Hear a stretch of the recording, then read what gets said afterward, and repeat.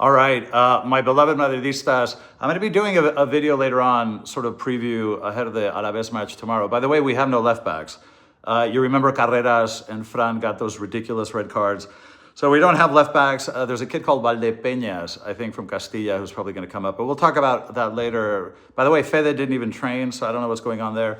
But we'll discuss that later. I just wanted to say a couple of words about the Laporta thing, which is just ridiculous. Because, so yesterday he testified, and it was hilarious because normally Laporta, when he's surrounded by the media, he spins his crap, his narrative, his sort of, permanent victimism crap, and he's very blabby and all that. Yesterday he came out, he looked like he had seen a ghost, man. I mean, he didn't speak to a single reporter. It looked really serious.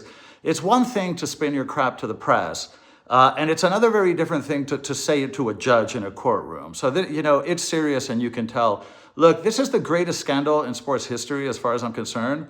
Okay, I mean, I've done a huge amount of work on this issue. Like, the excuses kept changing. First it was, we have these written reports, that's what we were paying for. And then they show these boxes that, of course, everybody knows are empty. So then when they said they didn't have, reports, they said, well, they were oral reports.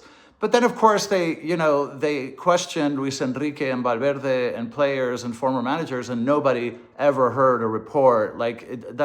So to the media, what they spin next is, we were paying to keep things fair. Okay, right, to keep things fair. Well, if you look at what's called a saldo arbitral, which is basically the red cards for and against your rivals while you're playing them, plus the penalties for and against your rivals as you're playing them, and you get a net number. If you look at the numbers, the 15 years prior to the payments, Real Madrid and Barça were about the same. If you look at the stats from the moment they started getting paid, the numbers go completely bananas, and I mean statistically impossible. And I've done a lot of work on this, and people here have done work on it, and I kind of piggybacked on all the data that they came up with. But the numbers, look, you don't have to be a genius. You don't have to be Columbo or Agatha Christie or Sherlock Holmes to say, well, wait a minute. So you start paying the most important guy of the refs, who determines who goes up and down and who gets promoted and demoted. You start paying him millions, and all of a sudden, you start getting all the calls because the math demonstrates that. Like, look, this is the smoking gun is there, and the gun, and everything else. Like, this is the greatest scandal in sports history, and Barça has done a very good job of suppressing the story because the media here doesn't want to go there, and it's shocking how few people in the legacy media discuss it because they've got the media in the bag here, which is just pathetic. Anyway, those are my thoughts on that ridiculous, horrible scandal.